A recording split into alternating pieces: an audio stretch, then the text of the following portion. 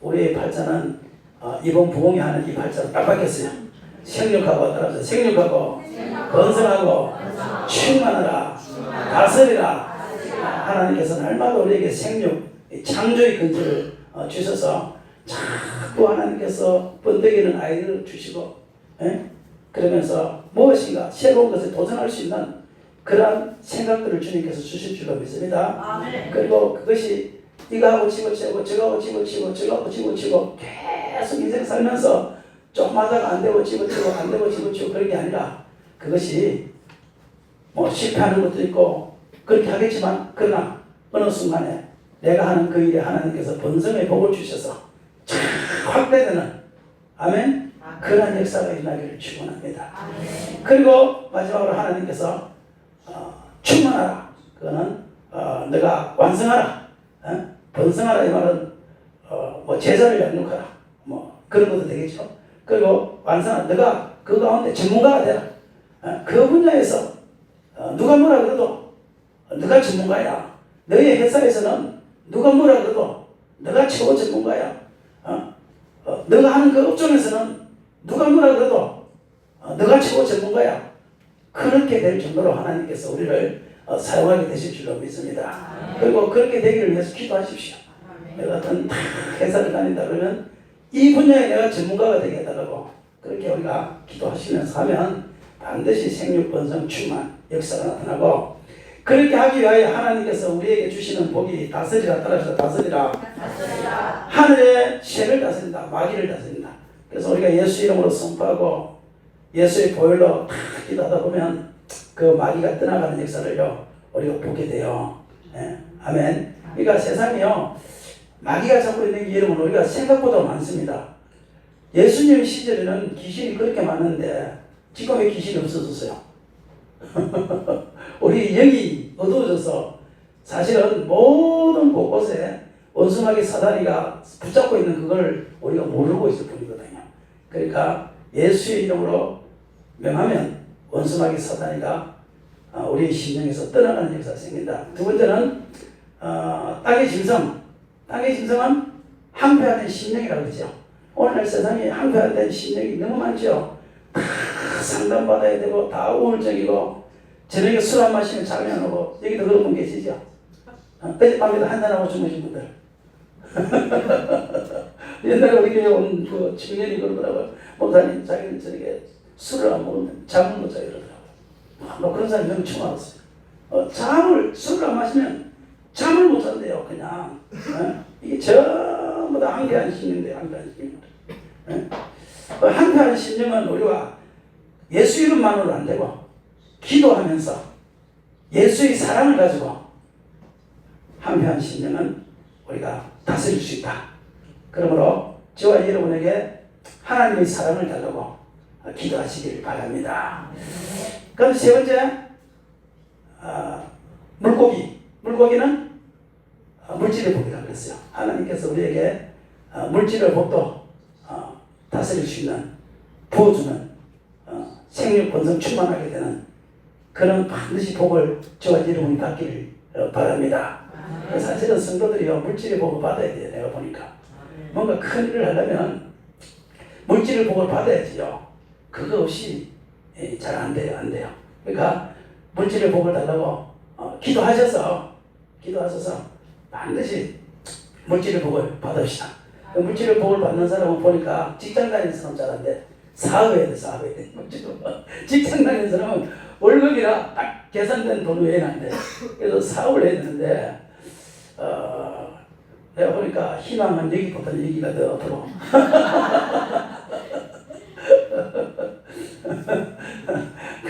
그렇잖아요. 여러분들 희망이 있으니까요. 사업이라는 게 내가 보니까 한 3년만 잘 되면 돼요.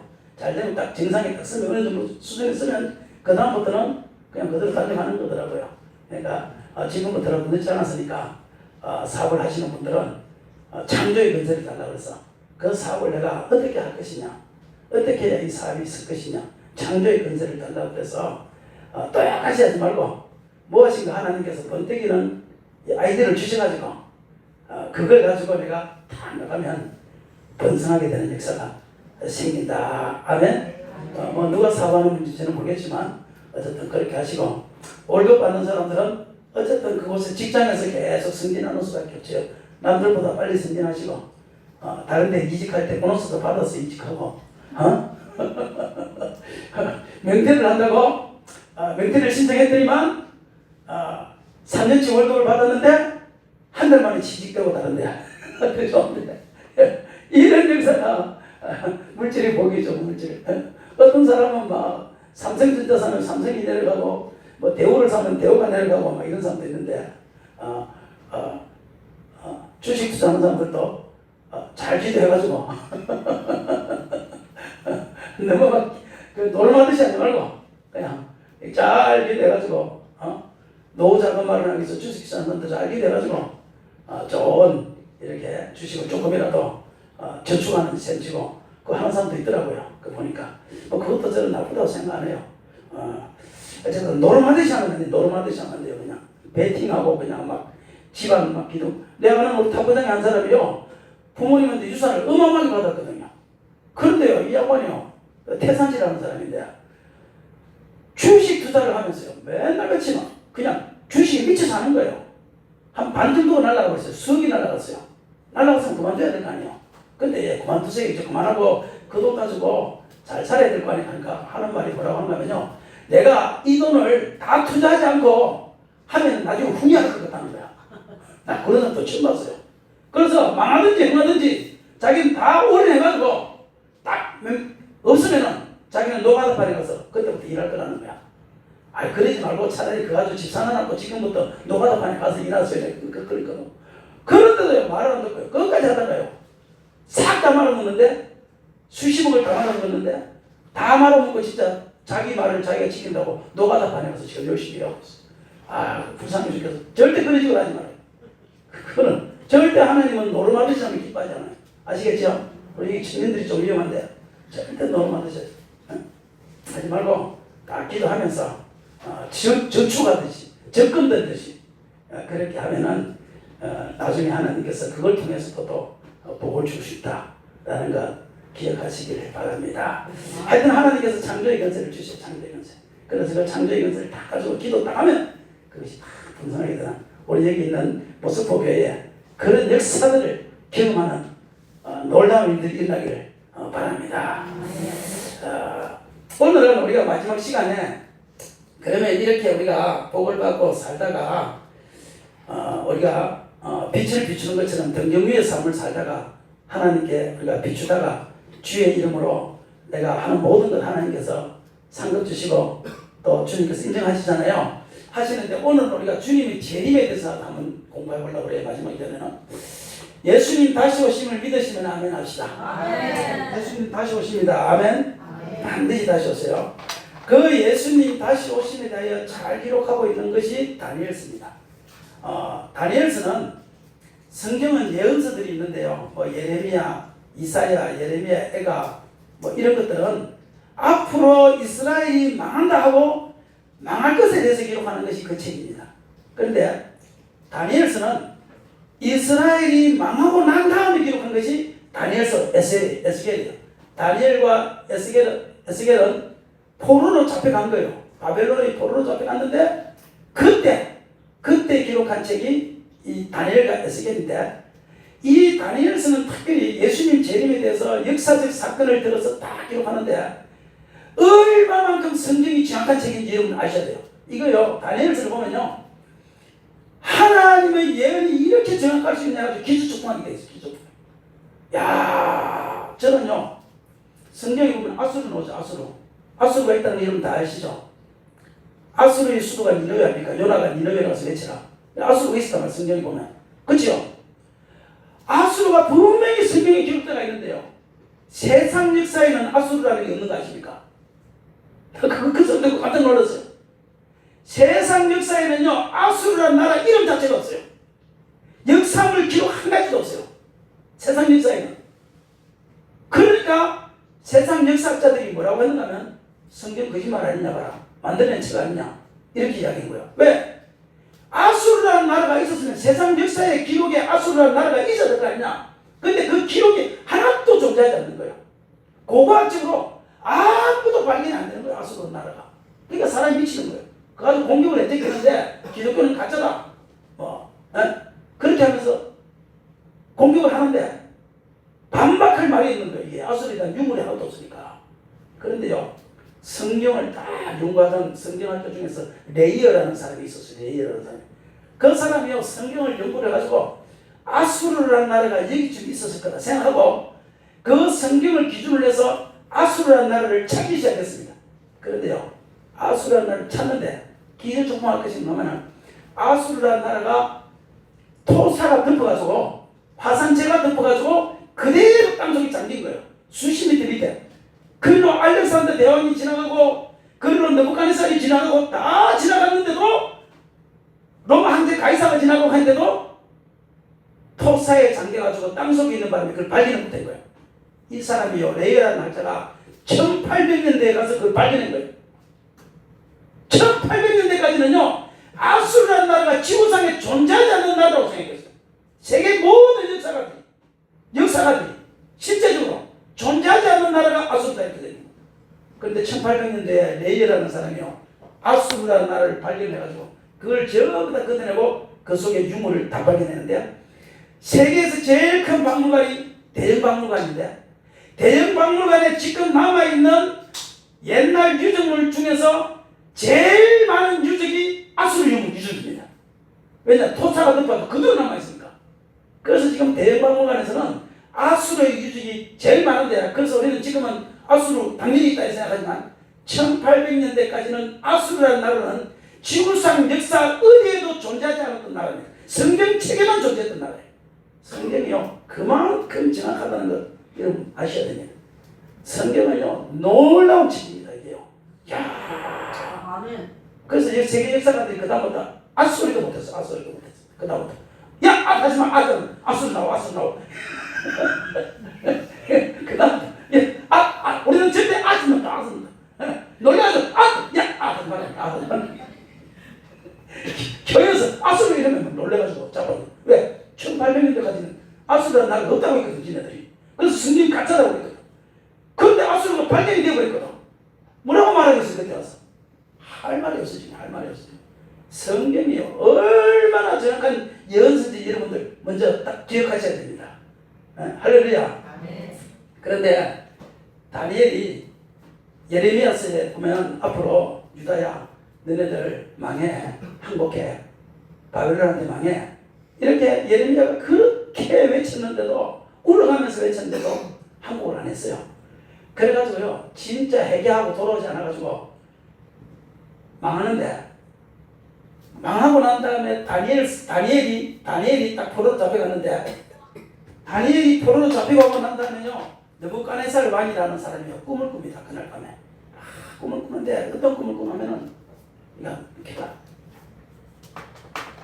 희한한 꿈을 꿉니다. 희한한 꿈을 꾸는데 여기 보시면 다 꾸는데 꿈을 다 꾸는데 어떤 꿈을 꾸냐면요 큰 신상이요 어마어마하게 큰 신상을 꿈을 꿔요. 근데 머리는 딱 보니까 머리는 뭔가 하면은 금으로 딱 만드는 금으로 머리는 가슴은 뭐로 만드냐면 은으로 만들었어. 은으로 만들었어요. 허리는 뭔가 하면은 노스로 만들었어요. 노스로. 다리는 뭐로 만드냐면 철로 만들었어요. 철로.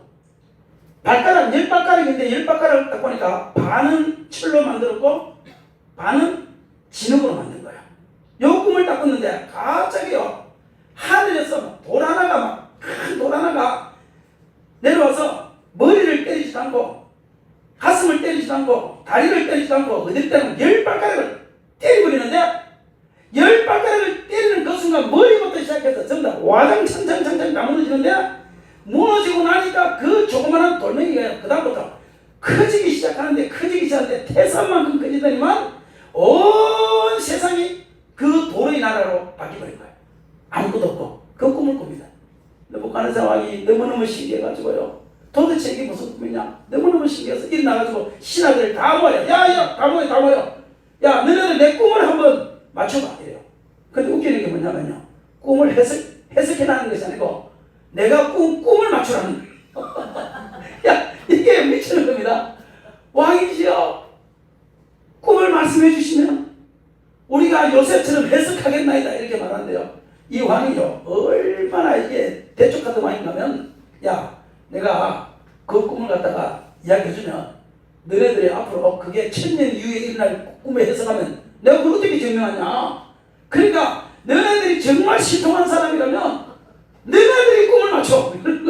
그래. 그러니까 왕이시여 그런 왕은 한 명도 없습니다. 꿈을 말씀하시옵소서. 너네들 나하고 말장난하냐? 야 내일까지 꿈을 못 맞추면 전부 잡아 죽여. 왕이 그래버리는 거야. 그래서 신하들이 다 큰일 났는데요. 다니엘도 딱 잡아갔는데 다니엘이 그런 거예요. 왕이요 하룻밤만 주시면 내가 하나님 앞에 기도해서 그 꿈이 무엇인지 내가 알아보겠습니다. 하룻밤만 주세요. 그래 하룻밤 주지. 그러니까 그때 다니엘이가요 카톡을 칩니다. 사드락과 메삭과 아벤노고가 카톡 포로로 잡혀가니까 전화할 시간도 없고 카톡을 내면서 야 오늘 밤에 그 왕의 꿈을 해석 못하면 나는 잡혀서 죽는다. 친구들아 비상기도를 해다오 하면서 카톡을 딱 치니까 친구들이 그냥 카톡 해가지고 세 놈이 같이 있다가 그 카톡을 딱 보고는 야 큰일 났다 우리 기도하자 이렇게 돼요. 그래서 다니엘도 그날 밤에 카톡을 치고는 그 다음에 가가지고 하나님이여 꿈을 못 해주시자고 막 기도를 하는데 하나님께서 그 밤에 그 느부갓네살이 꾸었던 그 꿈을 그대로 보여줍니다. 이 꿈을요. 그래서 그 다음날 당당하게 왕 앞에 가는 거예요. 왕 앞에 가서 왕이여 우리 하늘의 하나님께서 당신의 꿈을 말씀하셨습니다. 그것은 나의 지혜가 아니라 하나님이 계시로 보내주셨는데 탁 건져주는 거예요. 건졌다니까 왕이 그래 그 꿈을 말해봐 탁 이야기하니까 다니엘이 이야기를 하는데 왕이여 당신은 큰 신상을 보았습니다. 딱 요 말이 딱 떨어지기 무섭게 느부갓네살이요 놀래가지고요 야 다니엘아 너희 하나님이 진짜구나 너희 하나님이 진짜구나 그러더니만 이제 꿈은 필요 없다 해석을 해라 이런 해석을 해서 막 궁금해가지고 미치는 거야. 사람이 궁금할 때는요 절대 말하면 안 돼요. 궁금하면 미쳐서 내버려야 돼요. 그 설교하다가도 막 성도들이 막 눈이 초록초록해지면 좀 쉬어야 돼. 좀 쉬어가지고 뜸을 들여야 그래가지고 느부갓네살 왕이 뜸을 탁 들이면서 왕이시여 그럼 가만히 계세요. 채통이지 조금만 있으니까 내가 문제만 이것부터 이야기할게요. 뭐 큰 소리 들어서 머리는 왕이여 금을 보셨나이다. 그러니까 그래 맞아 다니엘아 맞아 이제 해석해 아이, 조금만 기다리시라니까요. 그거 다 이야기해야죠. 가슴은 뭐라고요? 언어를 보셨나이다. 그리고 허리는 뭐라고요? 노동 똑같은 거죠. 네. 노스로 되어 있었습니다. 그 다음 이제 두 다리는 뭐로 되어 있다고요? 철. 그 다음 이제 발가락은? 야, 쟤 똑똑하네. 야, 너 나중에 할아버지한테 아이스크림 사다 줘.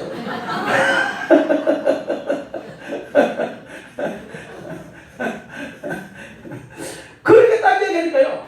다니엘은 맞다. 너희 하나님이 진짜다. 그러면서요, 해석을 해달라는 해석을 해달라는데, 다니엘이 해석을 합니다. 이렇게 해석을 해요. 왕이요, 이것은 앞으로 일어날 일에 대하여 하나님께서 당신을 사랑하셔서 앞으로 인류가 어떻게 진행될 것인가를 왕에게 말씀해 드리는 것입니다. 딱 이런 거예요. 그래, 해석해봐라. 그러니까 다니엘이 해석을 해요. 이렇게 해석을 합니다. 머리는 금으로 되어 있습니다. 이 머리는 누구냐면은 지금 왕의 나라는 금의 나라와 같습니다. 왕이여 만세수를 누리십시오.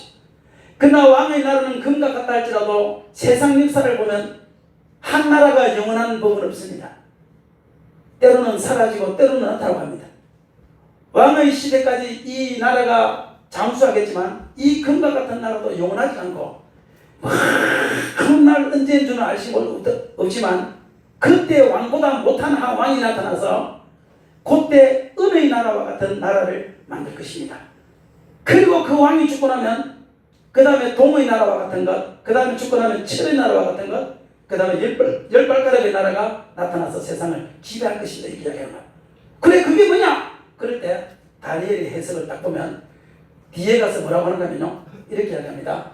자 그러면 이 해석이 뭐냐? 라고 말할 때 오늘 지금 우리가 이 해석을 한번 보면요 이 금은 다니엘이 딱 이야기를 해요. 다니엘이 이야기를 해요. 금은 뭔가 하면 이것은 왕의 나라다 그랬으니까 이것은 철이 와서 진흙이 와서 세상을 쳐서 돌 하나가 전전 거짓되면 전 세상에 돌이 나라가 됐다 할 때 요 금은 바벨론. 지금 왕의 나라가 금과 같은 나라입니다. 바벨론. 맞죠? 그 다음에 왕이 죽고 나면 한 나라가 다시 나타나는데 그때는 두 나라가 하나를 합칩니다. 두 나라가 하나를 합치는데 그게 뭐냐면 메대와 페르시아. 세상 역사로는 메디아와 페르시아. 성경에는 메대와 파사 같은 말입니다. 메디아와 페르시아 왕이 나타나서 왕의 나라를 지배할 것입니다. 그것이 망하고 나면 그 다음에 어떤 나라가 생겨났냐? 헬라라는 나라가 생겨났는데 그 헬라라는 나라가 전 세계를 지배하게 될 것입니다. 그런데요, 여러분, 그래 그리스 맞아. 똑똑하네 너. 그런데 여러분 여기서 기저촉동해야 된다. 요 세 번째 노세의 나라에 대해서 성경이요. 와, 아까 아수르 아짜도 꺼내지 말라 그러잖아요. 세상 역사가. 이게도 마찬가지예요. 요 세 번째 노세의 나라에 대해서 요 나라의 이름이 헬라라고 딱 나와 있어요. 성경에. 여러분 안 놀라시는군요. 보세요. 지금요 이 바벨론입니다. 그죠? 바벨론이 망하고 난 다음에 그 다음에 메데 페르시아라는 나라가 전 세계를 지배합니다.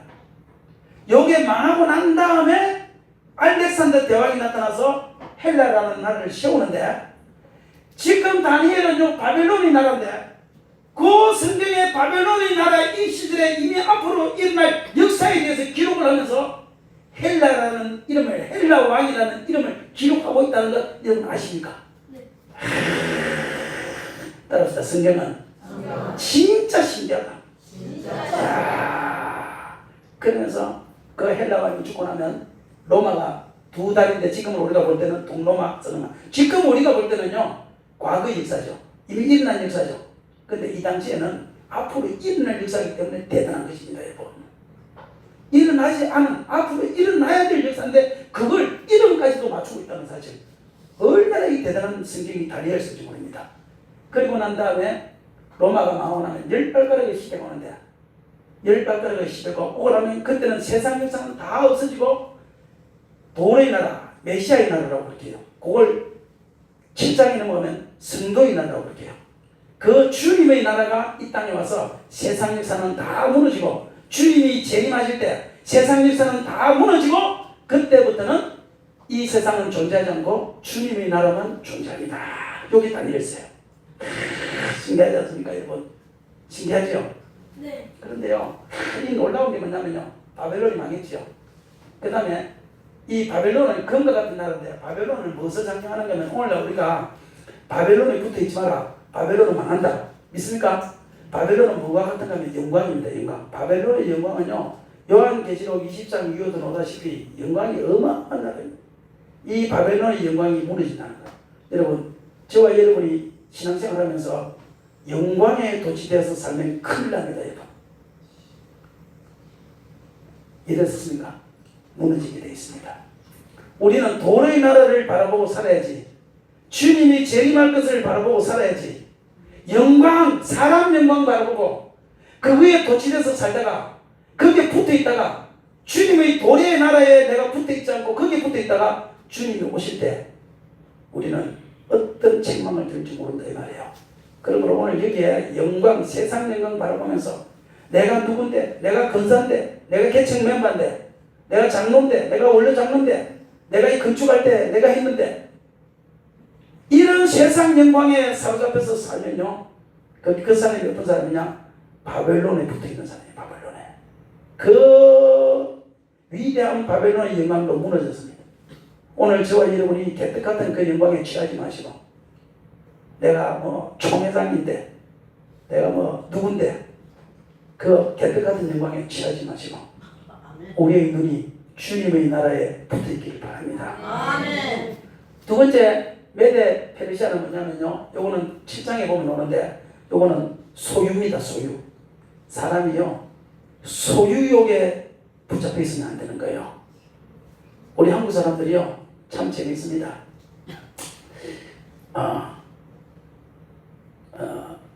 부인을 다른 사람한테 소개할 때 뭐라고 그래요? 우리 부인 이러잖아요. 우리 부인입니다. 그 내 부인입니다. 이렇게 말하는 사람이 있어요? 아무도 없어요. 우리 부인입니다. 부인은 공통적으로 제시할 우리 우리 자식입니다. 뭐. 다 그렇게 하면 되죠. 그런데요, 돈을 말할 때 우리 돈입니다 이렇게 말하는 사람 없어요. 내 돈입니다 이게. 부부 사이에도 내 돈입니다 이거지 우리 돈입니다 이게 없어요. 우리 한국 사람은요, 모든 게 다 우리인데 돈만 내 돈입니다. 부인도 우리 부인입니다. 돈은 내 돈입니다. 신기하지 않습니까? 얼마만큼 우리가 소유욕에 붙잡혀 있는가 나도 모르게 그걸 딱 단적으로 말해주는 사건이에요. 예? 소유는 중요합니다. 하나님 주신 것들은 중요합니다. 그러나 소유욕에 빠져 있으면 안 된다. 우리는. 예? 이것이 평생 내가 가지고 죽었어도 갈 것처럼 그렇게 생각하면 안 된다. 하나님이 복을 주시면 내 소유지만 내 것이 아니라 나는 증직이라는 그런 마음을 가지고 살 때 하나님께서는 더 큰 복을 주신다. 그러므로 소유욕에 빠지지 마시고 증직의 의식을 가지고 살아가는 저와 여러분이 되길 바랍니다. 그 소유욕도 무너진다.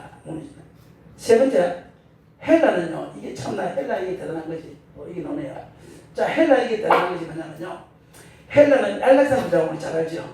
다른 사람 몰라도 알렉산더 대왕은 알잖아요.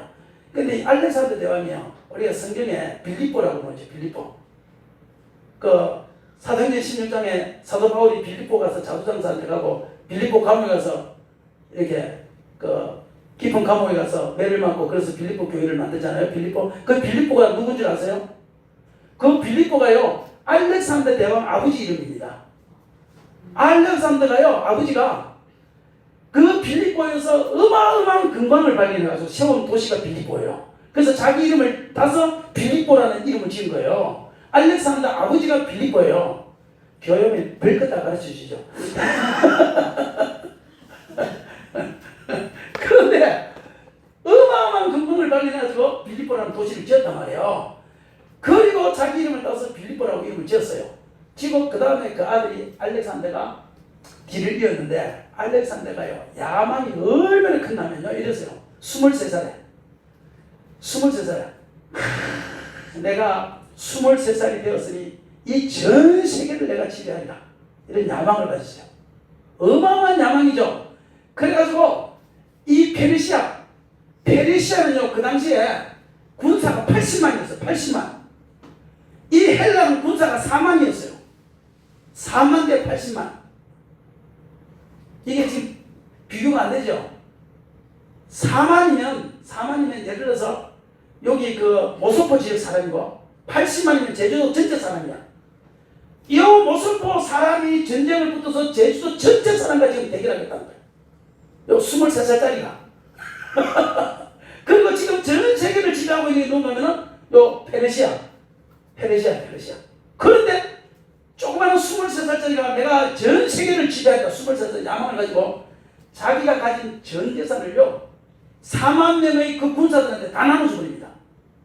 그 나눠주니까 신하들이 그러는 거예요. 왕이시여, 왕은 다 나눠줘버리면 왕은 뭐 어떻게 사시려고 그럽니까? 왕은 복광이셔야죠. 그러니까 알렉산더가 뭐라고 하면 이렇게 이야기합니다. 내가 앞으로 저 전 세계를 다 지배하면 저 모든 재산이 내 것이 될 것인데 내가 이거 조그마한 것 가지고 뭘 걱정을 하냐? 야, 4만 명 군사 가지고 80만하고 전쟁을 앞두고 전 재산을 전부 다 병사들한테 다 주고는 내가 이 페르시아를 점령을 하면 저 큰 재산이 다 내 것인데 내가 무엇을 걱정을 할 거냐? 그래가지고요, 그 말을 듣자마자 병사들이요 다시 왕한테 재산을 다 줬다는 거예요. 나중에 페르시아를 뺏으면 그때 우리에게 달라고. 그래가지고 4만 명이 이 페르시아를 치는데 그때 칠 때요 모든 나라가 전부 다 알렉산더 끝났다 그랬어요. 그런데요, 이 알렉산더가 속도전을 가지고 끝내버려요. 속도전으로 그냥 이겨버려요. 페르시아를 80만 명 그냥 무너뜨려버려요. 페르시아가 딱 무너지고 나니까 나머지 나라들은 전부 다 그냥 자동항복. 알렉산더가 가면 문 열고 알렉산더가 가면 문 열고 그래서 전 세계를요 그냥 다 지배해버린 거예요. 32살. 몇 살이냐? 27까지 하고 있었어. 어떤 사람이 이러더라고. 자기는 꿈이 있대요. 너 꿈이 뭐냐? 그러니까 이렇다고. 나는요 재벌 2세가 꿈이에요. 재벌 2세가. 그 좋은 꿈 아니니까 그죠? 재벌 2세. 근데 왜 그래? 우리 아버지가 빨리 재벌이 돼. 우리 아버지가 노를 걸 알아. 목사님, 우리 아버지한테 좀 말해서 노를 좀 해라. 나는 재벌 2세가 꿈이야. 우리 아버지가 재벌이 돼야 내가 2세가 되는. 요즘 애들요. 혹시 재벌 2세가 꿈이? 23살의 아이가 전 세계를 지배하는 야망을 딱 가지고 있는 거예요. 그런데요, 32살에 전 세계를 다 지배해버렸어요. 버렸는데 웃기는 게 뭐냐면요, 전 세계를 다 지배를 하고, 이게 나중에 놉니다만, 전 세계를 다 지배를 하고 마차 안에서요, 탁 타고 오다가 이렇게 이야기를 시를 지면서, 내가 전 세계를 지배했으니 이제는 무슨 재미로 살고 할 일이 없다는 거예요. 전세. 하나님이 그 소리를 들으시고 마차 안에서 코로나 걸려 죽어버렸습니다. 진짜 전 세계를 딱 지배하고 다시 헬라로 돌아오는 마차 안에서 거기서요 죽어버렸어요. 그리고 그 밑에 있던 내장군이 그가 지배했던 그 땅을 다 나눠 가집니다. 그 성경에 나중에 그 다니엘서 뒤에 가면 나와요. 그렇게 된다고. 근데 진짜로 그렇게 된 거예요. 야, 성경은 정확합니다, 여러분. 여러분, 야망을 가지고 살았는데, 야망을 이루었는데, 그 야망을 한번 누려보지 못하고 죽은 거 아시죠? 축복이라는 것이 누리지 못하면 축복이 아니거든요. 그러니까 우리가 이 땅에 살면서요, 야망에 붙잡혀 살면 망합니다, 여러분. 절대 야망에 붙잡혀 살지 말고, 우리는 주님의 나라에 붙잡혀 사시길 바랍니다. 아멘. 마지막에 로마죠. 로마는 근실입니다. 근실을 가지고 모든 나라를 짓밟았죠. 힘을 가지고 다 짓밟았죠. 근실력에 빠지지 마십시오. 근력욕에 빠지지 마십시오. 근력이 많아서 잘 다스리고 통치하는 건 좋지만 근력이 하나의 욕심이 되어서 그 근력에 빠지면 그것은 망하게 되어 있어요. 우리의 시선이 절대 주님의 나라, 도의 나라에서 떨어지면 안 된다. 이거 기억하셔야 됩니다. 여러분. 기억하셔야 됩니다. 찬송 한번 합시다. 찬송. 177장 한번 합시다. 177장. 오랫동안 고대하던 천정왕국 이럴 때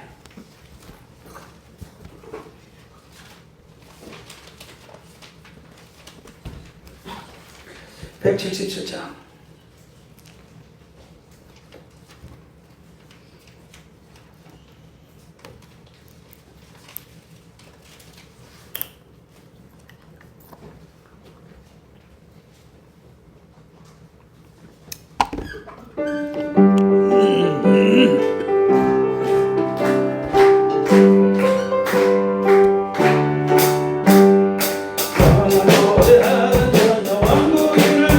주의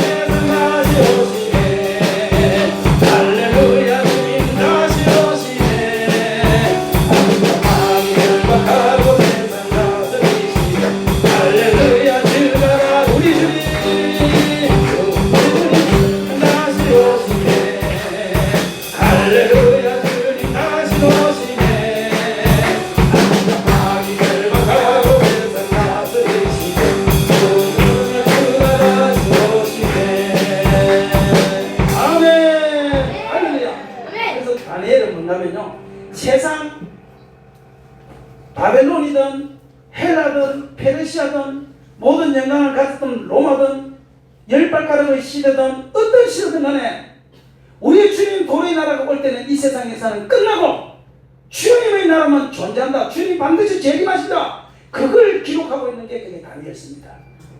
모든 세상의 역사의 끝은 주님이 오심으로 끝나는 거예요. 그런데 많은 사람들은 그때가 언제냐? 그것이 중요하게 생각해요. 그때는 성경에 보면 여러 가지로 기록하고 있지만 우리가 한 가지 알아야 될 것이 로마 시대 끝났지요. 그 다음에 무슨 시대입니까? 열 발가락의 시대죠. 지금 우리가 열 발가락의 시대에 살고 있다는 사실을 기억해야 됩니다. 그래서 지금 말세라고 하는 거예요. 예수님께서 말세의 징조를 말씀하실 때 지금 우리가 가지고 있는 이 모든 징조와 같은 거예요. 그러므로 우리는 열 발가락의 시대, 헬라가 500년을 살고 로마가 500년, 1000년을 살았지만 열 발가락의 시대가 몇 년을 살지 우리는 알 수 없지만 그러나 지금 우리는 세상 역사를 볼 때 마지막 열 발가락의 시대를 지금 우리가 살고 있다는 사실을 우리가 기억해야 됩니다. 여러분. 그렇다면 지금 주님 오실 때가 가까웠다. 주님 재림할 때가 가까웠다. 라는 것은 예수님께서 마태복음 24장에 말씀하신 그 모든 징조를 봐도 알 수 있고 디모데후서 3장에 말세에 임할 징조를 봐도 알 수 있고 지금은 날씨 문제, 기후 문제, 전쟁 문제, 기근 문제 이 세상에 사람이 식어지고 모든 상황을 볼 때 우리가 말세지 말이라고 그러잖아요. 말세지 말이라는 말이 무슨 말인가? 열 발가락의 시대가 끝날 때가 됐다. 그 소리. 끝날 때가 됐다. 우리 주님 오실 때가 됐다. 그 소리입니다. 우리는 마지막 주님 오실 그 타임을 놓고 우리는 살고 있기 때문에 우리의 눈이 바벨론에 머물러도 안 됩니다. 영광에 머물러도 안 되고요. 우리의 눈이 명예에 머물러도 안 되고요. 우리의 눈이 소유욕에 머물러도 안 되고 야욕에 머물러도 안 되고 우리의 눈이 지금 이 시간에 보이지 않지만 하늘에서 떨어지는 그 돌멩이 하나에 저와 여러분의 눈이 관심이 그곳에 집중되어야 됩니다. 저와 여러분이 혹시 마음속에 주님 오시는 것을 잊어버리고 살아가면요 주님 다시 오신다는 생각을 가지셔야 됩니다. 지금이 열 발가락 시대의 마지막이다. 그 사실을 저와 여러분이 인지하면서 생각하면서 기도하면서 우리는 살아가야 된다. 그 말을 하는 거예요. 그래서 순교자들이 순교하는 거예요. 지금 우리나라 제가 화요일마다 저녁 6시에 제주공동방송에서 순교자 이야기를 하고 있어요. 순교자 이야기를 10분 동안 하는데요. 우리나라에 나는 이렇게 많은 순교자들이 있는지 모르겠어요. 공산주의자들한테 얼마만큼 특히 저 전라도는요 완전히 그냥 순교단지예요. 순교단지 전라도. 네? 공산주의자들한테 얼마나 45년부터 50년대까지 51년까지 어마어마한 사람들이 어떤 교회는요 전 교회가 교인이요 돌멩이를 목에 걸고 전교회 70몇 명을 돌멩이를 목에 걸고요 그냥 바로 속에 수상시켰어요. 돌멩이 뜨지 못하게. 어떤 할머니는 그렇게 이야기했다. 그게 노는데 자기는 그 바다에 뜨는 생선을 안 먹는데 잡는 생선을. 그때 사람들이 나중에 민물이 늘릴 때 시체가 어마어마하게 떠 있는 기독교인들의 시체가 어마어마하게 떠 있는 그 모습을 봤기 때문에 자기는요 물고기를 합니다. 물고기를. 어떤 사람은요 기도를 하다가 한 가정에 처음보다 순교를 하는데 기도를 하다가 무릎을 꿇고 기도를 하니까 죽창으로 찌르는데 다른 데를 못 찌르니까 목을 찔러서 뒤에서부터 앞으로 이렇게 죽창을 찔러서 그렇게 순교하신 분들이 있고요. 예? 정말 너무 많은 사람들이 순교했어요. 엄청나게 많은 사람. 뭐를 바라보고? 주님의 재림을 바라보고. 주기철 목사님 또 심지어는요 순교하신 분 중에 이래요. 일본 사람들이 신사참배 한다고 신사참배라고 그러잖아요. 신사참배라는 분은 일본 천황의 신이다 그 말이에요. 그래서 일본 신사가 있는 곳을 향하여 절해라는 거예요. 인사해야 말이에요. 그걸 안 하겠다고 주기철 목사님, 손양아 목사님, 최건능 목사님 이런 사람들이 다 감옥에 갔잖아요. 감옥에 갔는데 심지어는요 최건능 목사님 같은 사람은 보니까요 이 일본 남들이 얼마만큼 해유를 했는가 하면 당신 나이도 많지 않느냐 뭘 이렇게 고생하느냐 그러니까 당신 말이야 그러지 말고 당신 그냥 밥을 먹어 그냥 밥을 먹으래요. 그래서 밥을 먹으면 고기를 숙여 안 숙여? 고기를 숙이죠. 그러면 그 앞에 신사를 자기가 나타나겠다는 거야. 그러면 당신은 밥을 먹으면 돼 그냥. 그러니까 다른 생각하지 말고 그냥 당신 밥만 먹어 그냥. 그러면 누구도 모른다 그냥 누구도 모른다. 그렇게 그 사람을 회유하는 거야. 또 심지어는 차를 타고 가면서 당신 그냥 제가 신사니까 차 안에서 그냥 고개만 끄덕해. 그러면 당신 행으로 인정해서 풀어주겠다는 거야. 차 안에서 그냥 고개만 끄덕해 하는 거야.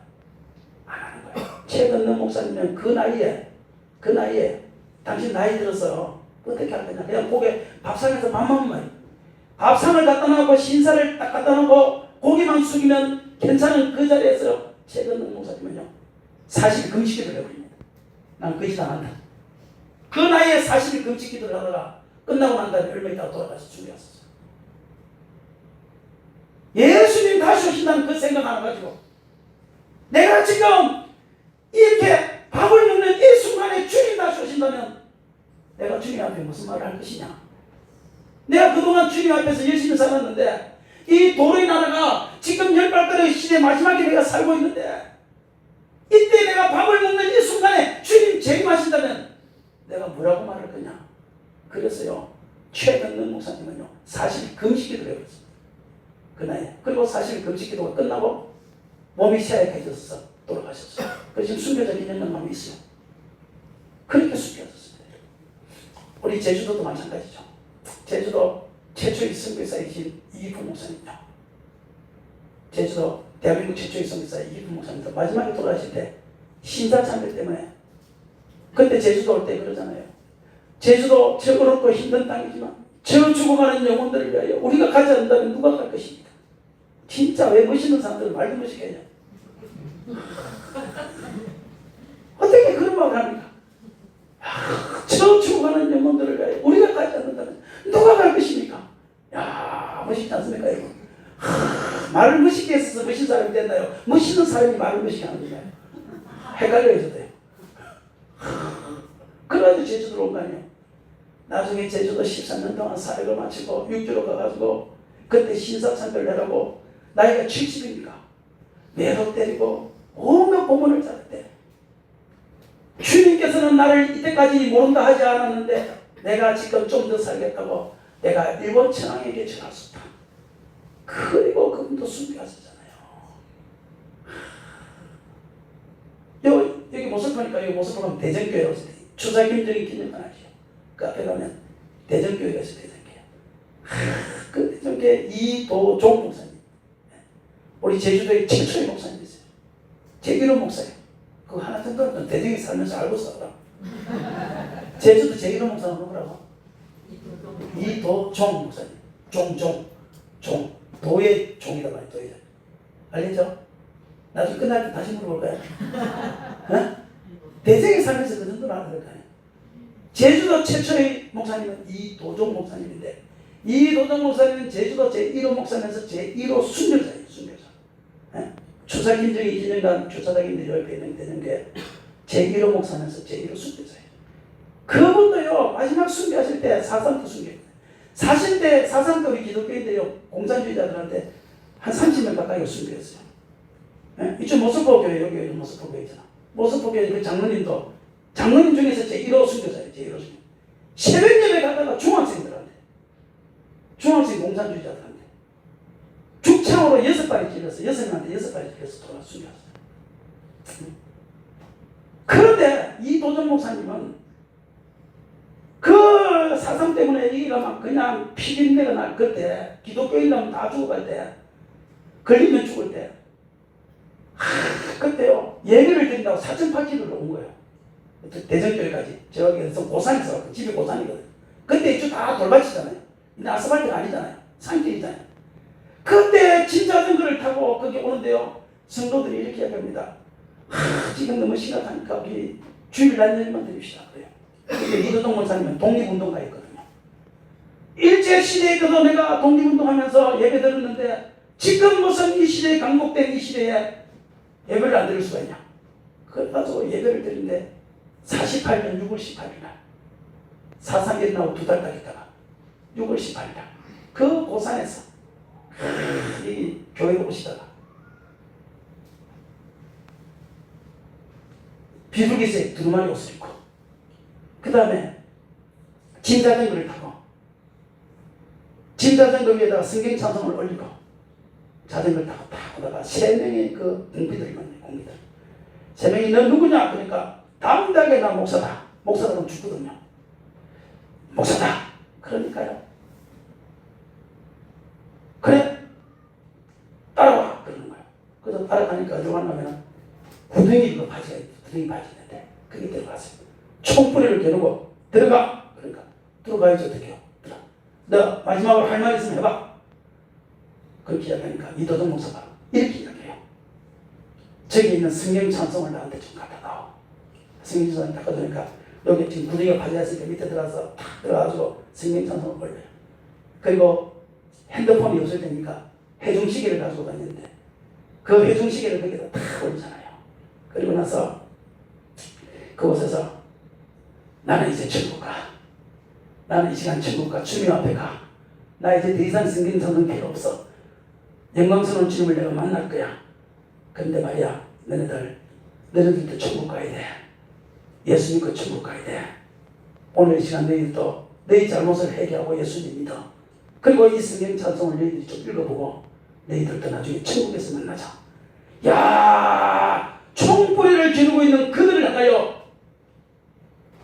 총을 맞을 준비가 되어 있는 목사님이 나는 지금 천국 가. 너희들도 예수 믿고 천국 가. 그 말을 하고요. 탁 들어가서 무릎을 꿇고 두 손을 높이 들고 머리를 숙여서 기도를 하잖아요. 하나님 감사합니다. 나의 영혼을 받아주세요. 오늘 우리 교회를 도와주세요. 하나님 저들도 예수 믿고 천국 가게 해주세요. 다 기도하는 그 순간에요. 흙을 퍼서 그곳에다가 생매장을 시키는 거예요. 여기 무릎까지 덮이고 허리까지 다 덮일 때 더 이상은 손을 들고 있을 수 없어서 두 손을 다 모으고 고개를 다 숙이고 기도를 다 하는데 흙이 머리까지 다 덮여서 그날 생매장이 당해서 하나님으로 가신 거예요. 마지막까지 복음을 전하다 가신 거예요. 그런데 세상에 생매장 당했으니까 어디서 어떻게 죽었는지 아는 사람은 아무도 없는 거예요. 그날 교회 오시기로 하신 목사님이 아침에 집에서는 출발했는데 교회는 안 오시니까 이거 분명히 무슨 사고가 생겼다. 그 다음날도 안 보이시고 일주일이 지나도 안 보이시고 한 달이 지나도 안 보이시니까 모든 사람들이 목사님이 죽었다는 것은 알지만 어떻게 돌아가신지 아는 사람은 한 명도 없을 거예요. 그 세 사람밖에 없는 그 세 사람밖에. 그런데 1년 몇 개월이 지난 다음에 이 공비들이 먹을 것이 없어서 다 산으로 도망가요. 사상이 하루 이틀 끝난 게 아니에요. 7년 가까이 해서 7년 가까이. 그래서 산으로 도망갈 때에 그때요. 산으로 도망갈 때 먹을 것이 없으니까 먹을 것이 없어서 밤에 홀려 훔치러 내려왔는데 세상에 이게 하나님의 은혜 아닙니까? 누구의 집에 갔는데 이의종의 집에 왔어요. 이도종의 사촌동생이 이의종의 집에 간 거예요. 이의종의 집에 가서 먹을 것을 딱 찾다가 딱 잡혔어요. 잡혔는데 다른 집에서 잡혔으면 이도종 목사에 대해서 물어보지 않았을 거 아니에요. 이 사람의 관심사는 자기 형이잖아요. 그러니까 경찰서에 데려가서 묻는 거예요. 너가 옛날에 말이야 1년 전에 비둘기색 두루마리 옷을 입고 진짜등을 타고 지나가던 목사님 못 봤냐? 그러니까 얘가 봤다는 거예요. 어떻게 봤냐? 그러니까 자기가 그 세 사람 중에 한 명이라는 거예요. 그래서 어떻게 했냐? 그러니까 생매장 지켰다. 그분이 마지막에 어떻게 했냐? 그러니까 지금 방금 이야기를 하는 거예요. 마지막에 두 손을 들고 기도하다가 두 손을 모으고 기도. 자기들 하면 예수 믿으라고 전하고. 그리고 그가 자리에 딱 가보니까 거기에 어디든가 하면요. 그 대정에서 이렇게 쭉 가다 청수 쪽으로 가다 보면 마지막에 청수 쪽으로 고산 쪽으로 가다 보면 청수 쪽 우회전하는 데 있잖아요. 우회전하는 바로 거기에 오른쪽에 거기 보면 그분 비석이 있어요. 지금은 4360자라는 것이 밝혀져가지고 4360자에서 큰 비석을 만들어놨어요. 그런데 거기 있는데 그 자리에서 그렇게 돌아왔었다. 그래서 가보니까요. 거기다가 흙을 탁탁탁 이렇게 보니까 1년 6개월이 지났으니까요. 시신은 다 썩은 거예요. 다 썩었는데 보니까 뼈는 그대로 있고 옷은 그대로 있는데 무릎을 꿇고 두 손을 모은 채로 기도하는 모습 그대로 발견이 된 거예요. 그래서 그분이 제주도 제1호 목사, 제1호 순교자로 등재가 된 거예요. 저는 순교자 이야기를 지금 수도 없이 극동방송에서 6개월째 지금 제가 하고 있거든요. 하고 있는데 그렇게 생매장 되면서 기도하신 채로 발견된 순교자는 아직까지 제가 들어본 적이 없어요. 제주도의 제1호 목사, 제1호 순교자 이도종 목사님은 그렇게 생매장 당하면서까지 무릎을 꿇고 기도하시다가 돌아가셨는데 마지막 돌아가시면서도 그들에게 복음을 전할 때에 나는 이제 하나님 나라 간다. 주님이 재림하시는 것도 내가 하나님 나라 가는 거지만 내가 죽는 것도 하나님 나라 가는 거거든요. 아멘? 아멘. 모든 신앙의 선배들은 어떻게 살았느냐? 재림 신앙 가지고 사는 거예요. 제주도의 마지막 순교자가 배형규 목사님, 배형규 목사님인데 그 배형규 목사님도 죽을 때 아프가니스탄 전쟁 가서 죽었는데 그때 죽을 때요. 이 배형규 목사님도 그 사람들한테 이렇게 이야기해요. 이 사람들이 반드시 한 명 내지 두 명은 죽을 거니까 우리 중에 한 명은 반드시 죽을 거야. 근데 여러분들 걱정하지 마라. 내가 순교 1번에 자리했을 거야. 걱정하지 말고 여러분들은 살아서 돌아가서 이 사실을 알려. 그렇게 하면서 시편을 가지고 그 사람들을 두려워하지 말라. 하나님이 함께 하신다. 격려하는 거예요. 그럴 때 그 옆에 있던 늦깎이 신학생 장로님이 계신데 그 장로님이 배영기 목사님 보고 이렇게 이야기해요. 목사님은 젊었지 않습니까? 내보다 한 살 많거든요. 목사님 젊었지 10년 전이니까 내보다 젊었죠. 목사님 젊지 않습니까? 젊으니까 살아서 돌아가셔서 여기서 일어난 사건을 앞으로 세계 만방에 다니면서 복음을 전하세요. 나는 살 만큼 살았습니다. 나는 내가 먼저 죽겠습니다. 나도 우리 교회도 좀 이런 장로님 있었으면 좋겠어요. 이 교회도 좀 이런 권사님이 있어요. 목사님 대신 내가 죽겠다는 거예요. 멋있죠? 나 그 장로님 불러 죽겠어요. 그렇게 딱 말할 때요. 배영기 목사님이 이렇게 얘기합니다. 장로님, 나는 아프가니스탄에서 죽기로 원래 작정을 했던 사람인데 먼 훗날에도 이곳에 와서 나는 죽을 겁니다. 그때 죽으나 지금 죽으나 마찬가지인데 내가 하나님 앞에 가는 이 영광스러운 순교 1번의 자리를 내가 마다하지 않겠습니다. 내가 순교 1번이니까 절대 아무도 1번 나서지 마십시오.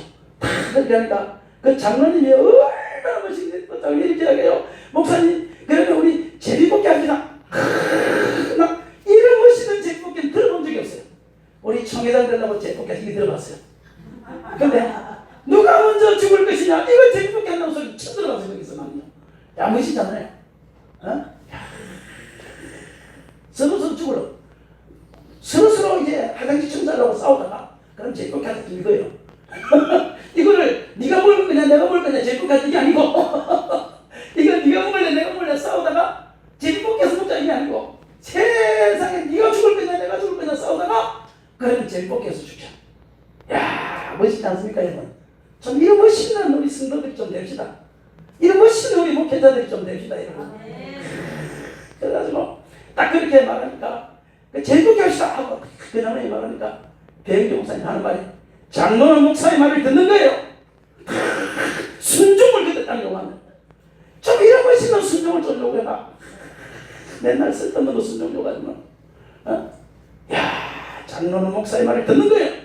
딱 그러더니 자기가 당당하게 나가서 순교 일본으로 딱 나가서 총알을 7발 맞아서 그래서 순교하신 분이 영락교회 제주 영락교회 배영기 목사님이 마지막 순교자 제주도 마지막 순교자. 멋있지 않습니까 여러분? 그 순교자들이 왜 그렇게 순교할 수 있느냐, 어떻게 그렇게 순교할 수 있느냐면요, 도로의 나라를 바라보기 때문에 순교가 가능한 거예요.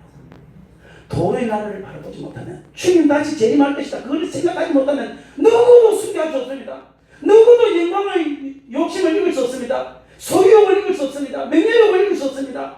권력욕을 이길 수 없습니다. 그것을 이길 수 있는 이유는 뭐냐면 주님의 나라, 그 주님의 나라가 올 것이기 때문에 주님의 나라에서 내가 시각이 떨어지면 나는 망한다.